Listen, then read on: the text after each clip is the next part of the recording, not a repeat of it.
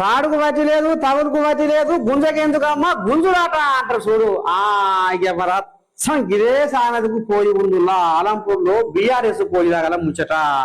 ఇక మరి national highway 44 road వెడల్పు కథల పోని పారైపోను ఏదో కిరాయి పెట్టుకుంటాట భాష అని పిలగాడు. ఏది ఆ జేసీబీలో అదో ఏదో ఉంటే ఆడికి పైకం ఎగ్గొట్టిండట శ్రీనివాసరావు అనే తోడు కాంట్రాక్టర్.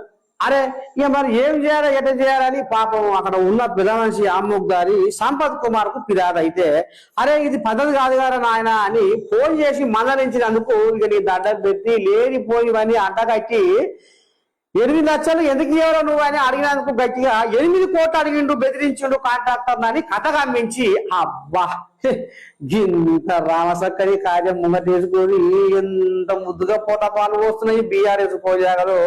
మరి ఆ శ్రీనివాసరావుకు ఎందుకు సిగ్గేదో, అరే కష్టం చేసినానికి పసి లేకుండా నేను గిట్ల పోయి మంది వాడలు పట్టుకొని మారువానం పోతే మళ్ళీ వచ్చే వరకే ఇల్లాగా అవుతుందన్న ముచ్చట ఎందుకు మర్చిపోయింది పోజాగా గిసటువంటి కథ నడిపిస్తుంది బీఆర్ఎస్ పోజాగలు.